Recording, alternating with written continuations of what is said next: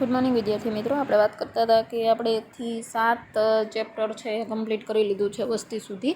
પણ હવે આપણે જે કોર્સ છે ને ધીમે ધીમે આગળ ચલાવવાનો છે અને આપણી જે એક્ઝામ આવનારી જે છે થોડા જ દિવસોમાં એમાં 1 થી 6 ચેપ્ટર એટલે કે આપણે બેરોજગારી સુધીનું કમ્પ્લીટ કોર્સ આવવાનો છે ને એમાંથી કેટલા પોઈન્ટ નથી આવવાના એ તમે પીડીએફમાં ખાસ જોઈ લેજો. દાખલા તરીકે 2-3 એવા પોઈન્ટ છે જે તમારી એક્ઝામમાં નથી આવવાના, એટલે તમારે એમાંથી વાંચવાનું નથી. અને મેં 1 થી 6 ચેપ્ટર છે એમાં A, B, C અને D સુધીના બધા જ ક્વેશ્ચન કાઢેલા છે અને તમારે વિભાગ ઈમાં 3, 5 અને 6 એવી રીતે ચેપ્ટર વાંચવાના છે અને ખાસ સ્વાધ્યાયમાંથી જ વાંચવાના છે અને MCQ બધા જ વાંચવાના છે. બહુ પેપર ઇઝી છે, પણ ખાસ ઇકોનોમિક્સના એઝ વેલ આપણે જે અત્યાર સુધીના આપણે જે 11માંથી અત્યાર સુધી જેટલા આપણે એક્ઝામ પેપર આપેલા છે એમાં તમને ખાસ યાદ હશે કે ઇકોનોમિક્સના ક્વેશ્ચન તમને આવડતા હોય છે, પણ ટાઈમના અભાવે આ વસ્તુ તમે લખી નથી શકતા. એટલે ખાસ આ વસ્તુ યાદ રાખવાની, તમારે પોઈન્ટ ટુ પોઈન્ટ લખવાનું છે અને પોઈન્ટ તમારે કમ્પલસરી લખવાના છે. અને બીજું કે તમારે સ્પીડ રાખવી પડશે. જો સ્પીડ નહીં રાખો તો તમારે કોઈ દિવસ ઇકોનોમિક્સમાં માર્ક્સ કવર નહીં થાય. તમારે માર્ક્સ લાવવા માટે ખાલી તમારે સ્પીડ રાખવાની છે. અક્ષર કેવા કરો છો એ મહત્ત્વનું નથી, તમારું બધું જ લખાઈ જવું જોઈએ. બને છે એવું કે પહેલાં 2-3 પ્રશ્ન બહુ સારા અક્ષરે લખો ને પાછળથી બધું અધૂરું રહી જાય છે. એટલે બેટા સ્પીડ રાખજો બધા. બાકી ના સમજાય કોઈ પણ વસ્તુની ક્વેરી હોય તો પ્લીઝ મને કહો, મેસેજ કરો. અને 2-3 વિદ્યાર્થી છે કે જે મને મેસેજ કરે છે ને કોઈ પણ ક્વેરી હોય અથવા તો કાંઈ વિડીયોમાં પ્રોબ્લેમ હોય તો એ કહે છે, પણ બધા જ આ વસ્તુને ધ્યાનમાં લે આપણે એવી ગણતરી છે. એટલે આપણે આજે પાઠ જે છે ચેપ્ટર 8મું કૃષિ ક્ષેત્ર એના વિશે આપણે વાત કરવાના છીએ. કૃષિ ક્ષેત્ર એટલે ભારતમાં આપણને ખબર જ છે કે આપણો દેશ છે એ કેવો છે, કૃષિ પ્રધાન. કૃષિ એટલે ખેતી. હવે બહુ સિમ્પલ પાઠ છે, 8મો, 9મો, 10મો, 11મો 4 પાઠ આપણે બાકી છે ઇકોનોમિક્સમાં. આખું વરસ આ રીતે જતું રહ્યું છે અને બધા જ જે હાર્ડ પાઠ, ટૂંકમાં 12મા ધોરણનું ઇકોનોમિક્સ બહુ સિમ્પલ છે 11મા કરતાં, કારણ કે આપણે 11માનું ભણી ગયા છીએ. આકૃતિ, આંકડાકીય માહિતી એવું બધું જ આમાં આવતું નથી. એટલે હવે જો કૃષિ ક્ષેત્ર 9મો પાઠ છે, એ 10મો પાઠ છે, 11મો છે ને 11 જ પાઠ છે. એટલે આટલા જે પાઠ છે એમાંથી હવે ક્યાંય કોઈ વસ્તુ આંકડાકીય માહિતી આવતી નથી. એટલે આમાં બધી થિયરિકલ વસ્તુ છે, તમારે ખાલી પોઈન્ટ યાદ રાખવાના છે. કૃષિ ક્ષેત્રની વાત કરીએ તો દુનિયામાં તમામ અર્થતંત્રમાં ખૂબ જ અગત્યની વસ્તુ છે એ કૃષિ ક્ષેત્ર છે. આ ક્ષેત્ર દ્વારા દેશની બધી જ વસ્તીને અનાજ, શાકભાજી, ફળ, ફળાદી, ફૂલો, ઉદ્યોગો પૂરું પાડે છે. ઉદ્યોગોનો કાચો માલ, આ બધી જ વસ્તુઓ, કારણ કે કૃષિ છે તો આપણું જીવન છે. આપણને બધાને ખબર છે કે કોઈ પણ વસ્તુ છે એ આપણે કૃષિ દ્વારા ક્યાંક ને ક્યાંક મળતી હોય છે. ખાવા પીવાની વસ્તુ, કપડાં પહેરીએ છીએ, કપાસમાંથી કપડાં બને છે, રૂમાંથી, ખાવા પીવાની, ફૂલ, શાકભાજી, ફળ, ફ્રૂટ, આ બધી જ વસ્તુઓ જે છે એ આપણને કૃષિ દ્વારા પ્રાપ્ત થાય છે. અને કૃષિને રિલેટેડ એવો પશુનો જે આખો ડેરી ઉદ્યોગ છે, તો એ પશુ પણ એટલા જ અગત્યના છે આપણા માટે. એટલે એનાથી આપણું ખોરાકમાં જે દૂધ અગત્યની વસ્તુ છે. એટલે ખાવા પીવાની અને રહેવાની અને આ જે કપડાની અથવા તો આપણી જે પ્રાથમિક જરૂરિયાત છે એમાંથી 2-3 વસ્તુ એવી છે કે જેના વગર આપણે ચાલે નહીં. તો એમાંથી કૃષિનો આપણો બહુ અગત્યનો ફાળો છે આપણા દરેકના જીવનમાં. એટલે કૃષિ છે એ ખૂબ અગત્યની વસ્તુ છે. હવે અર્થતંત્રની કરોડરજ્જુ, આવો એક પ્રશ્ન પૂછાય કે અર્થતંત્રની કરોડરજ્જુ એટલે કૃષિ, એના વિશે લખો. ત્યારે તમારે આખો પેરેગ્રાફ વિભાગ ડીમાં આવું પૂછાય 3 માર્કમાં, ત્યારે લખવાનો રહેશે. ખાસ અગત્યની વસ્તુ છે. અને હું જે લેક્ચરમાં જે વસ્તુ, જે પોઈન્ટ અગત્યના હોય છે ત્યારે હું કહું જ છું. વિભાગ ડીમાં, વિભાગ સીમાં આ રીતે પૂછાય, તમારી એ વસ્તુ ખાસ જોવાની છે. ભારતમાં કૃષિ ક્ષેત્રે પુરાતન કાળથી એનું મહત્ત્વ છે. કૃષિ પ્રધાન દેશ તરીકે આપણા દેશને ઓળખવામાં આવે છે. એટલે આપણે જે કૃષિ છે એ જીવાદોરી સમાન છે, જીવ છે આપણો એમ. અર્થતંત્રની કરોડરજ્જુ સમાન છે આપણા કૃષિ. એટલે ભારતીય અર્થતંત્રના વિવિધ ક્ષેત્રમાં કૃષિ ઉપર અવલંબન છે. કોઈ પણ ક્ષેત્ર તમે લઈ લો, એ બધાનો આધાર ક્યાંક ને ક્યાંક કૃષિ ઉપર હોય છે. કોઈ પણ ઉદ્યોગ ચાલે છે તો ક્યાંક ને ક્યાંક એનો બેઝ શું છે, કૃષિ હોય છે, ખેતી હોય છે. એટલે અનાજ, શાકભાજી, ફળ, જો કોઈ કારણસર ભારતમાં કૃષિના ખેત ઉત્પાદનમાં નિષ્ફળ જાય તો ફૂલ, આ ફળ, શાકભાજી બધી જ વસ્તુઓ છે એ ઉદ્યોગમાં કાચા માલ તરીકે વપરાય છે અને રોકડીયો પાક પણ આપણે એમાં લઈ શકીએ છીએ. સંજોગોમાં દેશના લોકો ખેતીજન્ય ચીજ વસ્તુઓ પૂરા પ્રમાણમાં મળતી નથી, એટલે ખૂબ ઊંચા ભાવ એને આપણે આપવા પડે, જેથી લોકોનું જીવન છે એ ખૂબ પ્રભાવિત થાય છે. અને આ ઉપરાંત દેશની વસ્તીનો મોટાભાગ 2011ની વસ્તી ગણતરી મુજબ 68.8 ગ્રામ્ય વિસ્તારમાં વસવાટ કરતો હોવાથી એમ કહી શકાય કે જો ખેતી આપણી નિષ્ફળ જાય તો મોટાભાગની વસ્તીની આવક છે એના ઉપર ખરાબ અસર એટલે કે માઠી અસર થાય છે. મોટાભાગની વસ્તીની આવકને માઠી અસર થાય તો ઉદ્યોગમાં પણ મોટા ઉપભોક્તાઓ છે તેમની ઔદ્યોગિક વસ્તુઓની માંગ આપણે ઘટાડવી પડે છે, જેના કારણે એક તરફ ઉદ્યોગને ઓછો કાચો માલ મળે છે, બીજી તરફ એની જે વસ્તુઓ છે એની માંગ થતી નથી. સરવાળે આપણે કહી શકાય કે કૃષિ ક્ષેત્રની નિષ્ફળતા છે એ ઔદ્યોગિક ક્ષેત્રે નિષ્ફળતા અપાવે છે. જો કૃષિમાં આપણે નિષ્ફળ જઈએ ને એટલે ઉદ્યોગોમાં નિષ્ફળ જ જાય, કારણ કે કૃષિ જ બધી વસ્તુઓ પહોંચાડે છે ઉદ્યોગમાં. એટલે બંને ક્ષેત્રો ઉપર માઠી અસર જોવા મળે છે. માઠી એટલે ખરાબ અસર. ત્રીજું ક્ષેત્ર છે સેવા ક્ષેત્ર. તમને ખબર છે કે આપણા 3 ક્ષેત્ર છે એ કૃષિ, ઉદ્યોગ અને સેવા. કૃષિ સૌથી વધારે, ઉદ્યોગ પછી, અને પછી સેવા. અત્યારે સેવામાં બધા જોડાઈ ગયેલા વ્યક્તિઓ છે. સેવા એટલે કોઈ પણ જોબ. અને આ આવકમાં ઘટાડારૂપ અસર થાય છે, જેથી કહી શકાય કે ભારતમાં કૃષિ ક્ષેત્ર નિષ્ફળ નીવડે તો દેશનું અર્થતંત્ર ખોરવાય છે. અને આ જ રીતે કૃષિ ક્ષેત્ર સફળ નીવડે તો દેશમાં પ્રગતિના પંથે પણ આપણે રહી શકીએ છીએ. એટલે કહી શકાય કે દેશના ક્ષેત્રને દેશની કરોડરજ્જુ કહેવાય છે ખેતી ક્ષેત્રને. અહીં સુધીનો જે પેરેગ્રાફ છે એ તમારે વિભાગ ડીમાં 3 માર્કમાં પૂછાય ત્યારે લખવાનો છે.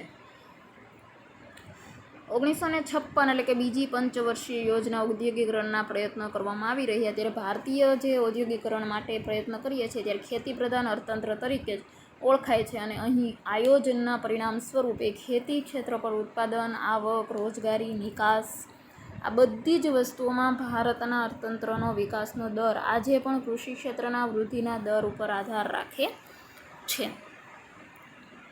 હવે તમને એવો પ્રશ્ન પૂછાય કે ભારતમાં કૃષિ ક્ષેત્રની વર્તમાન સ્થિતિ જણાવો. વર્તમાન એટલે અત્યારની હાલની પરિસ્થિતિ. તમારે લખવાનું ભારત અંગ્રેજોના શાસન પહેલાં, અંગ્રેજોના શાસન દરમિયાન અને પછી, આઝાદી પછી પણ કૃષિ ઉપર જ આધાર રાખે છે અને કૃષિનું જ મહત્ત્વ છે. ભૂતકાળમાંય હતું, વર્તમાનમાંય છે અને ભવિષ્યમાંય રહેશે. ભૂતકાળની જે તુલના આપણે કરીએ છીએ રોજગારી, એમાંથી આપણે પ્રાપ્ત કરતા હતા, ઉત્પાદન અને નિકાસ કમાણી કરતા હતા. એ ક્ષેત્રે ખેતી ક્ષેત્રે આપણું બહુ અગ્રેસર એટલે કે બહુ આગળ પડતું નામ હતું.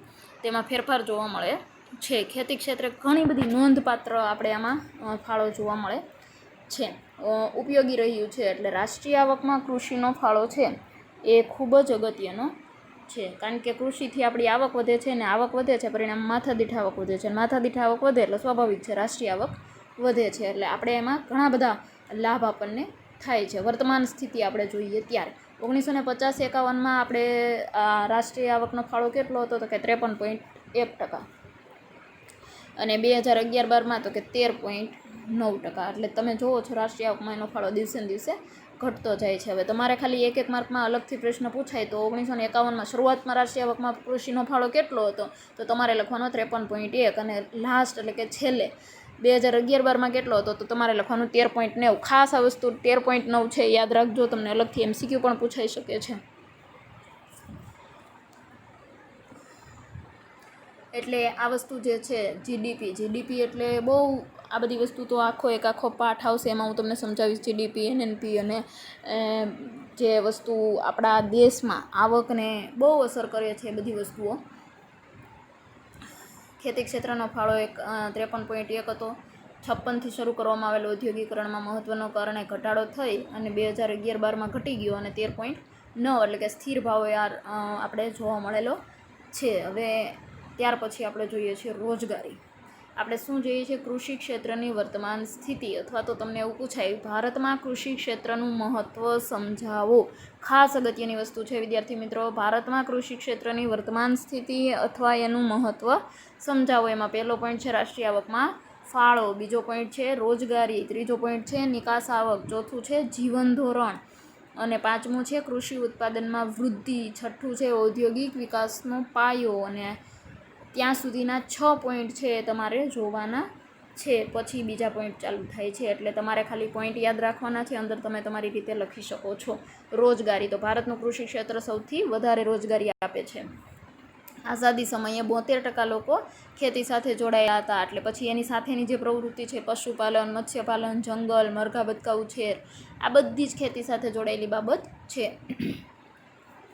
એટલે 2001-2માં કૃષિ ક્ષેત્રનો 58% હતો, જ્યારે 14-15માં 49 લોકો રોજગારી પૂરી પાડે છે. આપણે અત્યારે છેલ્લે જોઈએ તો 14-15માં કૃષિ સાથે લોકો બહુ ઓછા જોડાય છે. હવે કોઈને કૃષિમાં રસ નથી, બીજા બધા ઉદ્યોગો સાથે જોડાવા માગે છે અને ભણે, શિક્ષણ પ્રાપ્ત કર્યા પછી એ બધા સેવા ક્ષેત્રમાં જોડાય છે. એટલે 14-15માં 49% લોકો ખેતી ક્ષેત્રે જોડાયેલા છે. પહેલાં હતા 70-72%.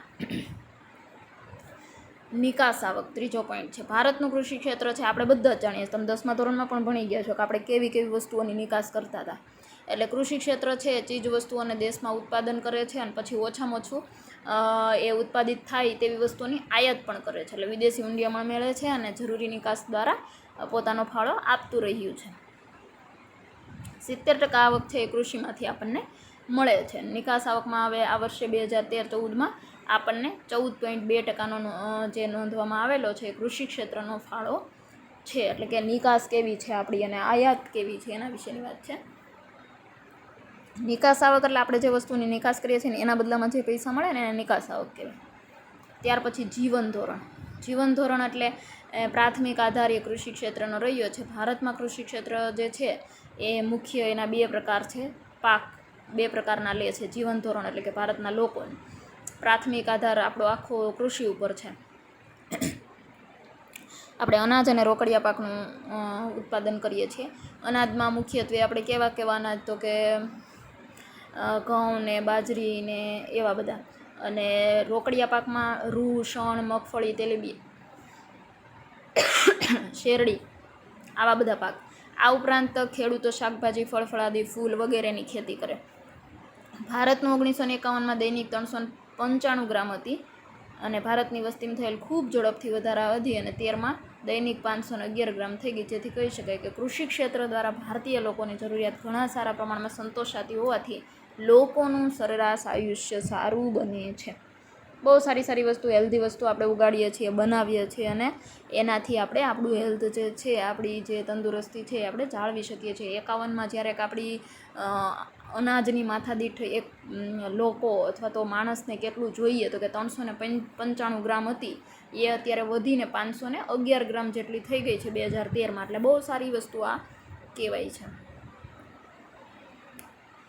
ત્યાર પછી કૃષિ ઉત્પાદનમાં વૃદ્ધિ એટલે ગ્રોથ થયો છે એમ એગ્રીકલ્ચર વસ્તુમાં. તો આપણે અનાજ જે છે એ 1950-51માં 51 જે ટકા હતા એટલું આપણે ઉગાડતા હતા. હવે ત્યાર પછી 13-14માં 264.4. કઠોળ, શેરડી, તેલીબિયાં અને કપાસ, એ બધી વસ્તુઓ તમે જોઈ શકો 50-51માં કેટલું છે અને 13-14માં કેટલું છે. તો આ જે વસ્તુ છે એ ભારતમાં આપણું એક બેલેન્સ જેને કહી શકાય. તો આપણો જે વાવેતર હેઠળની જે જમીન છે હેક્ટર દીઠ, એ બહુ સારું એવું ઉત્પાદન આપણને આપે છે. એ જે કોષ્ટક છે ને એની જ વસ્તુ નીચે ડિટેલમાં આપેલી છે, સેમ એ જ વસ્તુ છે. એટલે એ વસ્તુ જે છે એ તમે જોઈ શકો છો કે આપણો ગ્રોથ કેવો છે. ઔદ્યોગિક વિકાસનો પાયો જે છેલ્લો પોઈન્ટ એનો છે. આપણે શું જોઈએ છીએ? કૃષિ ક્ષેત્રનું મહત્ત્વ, એના 6 પોઈન્ટ છે. આપણે 6થો પોઈન્ટ જોઈએ છીએ ઔદ્યોગિક વિકાસનો પાયો. ભારતમાં કૃષિ ક્ષેત્ર ઔદ્યોગિક ક્ષેત્રના વિકાસનો આધાર બને છે. જો જ્યાં કૃષિ સારી હોય ત્યાં ઉદ્યોગો પણ સારા હોય છે. ઔદ્યોગિક ક્ષેત્રે જરૂરી એવી કાચા માલની બધી જ વસ્તુઓ આપણને કૃષિમાંથી મળે છે. અને એની જે સૌથી મોટું બજાર જે છે ગામડાઓમાં જોવા મળે છે, કારણ કે ગામડાઓમાં આપણને બધી વસ્તુઓ મળતી હોય છે ખેતીની. ભારતની લગભગ 69% વસ્તી ગ્રામ્ય વિસ્તારમાં વસે છે અને એ બધા જ જે છે એ ભારતની આવકનો મુખ્ય સ્ત્રોત છે. જેથી ગ્રામ્ય ક્ષેત્ર ઔદ્યોગિક ઉત્પાદનની વસ્તુઓ, દાખલા તરીકે ટીવી, ફ્રીજ, મોબાઈલ, બાઇક, આ બધી વસ્તુઓનું માંગ પણ આપણને એ કરી શકે છે. એટલે ગામડાઓમાં ઉદ્યોગો સ્થાપીએ તો એ પણ ચાલે, કારણ કે એક તો ખેતીની જે કાચો માલ છે ત્યાંથી બહુ ઓછા ભાવે આપણને મળી રહે અને બદલામાં તમે નવી જે વસ્તુઓ બનાવો છો એ પણ ગામડાઓની માંગને આપણે પૂરી કરી શકીએ. જે ગામડાના વ્યક્તિઓ આગળ કૃષિની વસ્તુ હોય પણ ટેકનિકલ વસ્તુ હોતી નથી, એટલે આપણે એ વસ્તુને આપી શકીએ. હવે આપણે અહીંયા સુધીનો પાઠ રાખીએ. પછી નીચી ખેત ઉત્પાદકતાના કારણો, જે ખૂબ IMP 5 માર્કમાં વિભાગ ઈમાં પૂછાય એવું છે, એ આપણે નેક્સ્ટ લેક્ચરમાં લઈશું. Okay, thank you.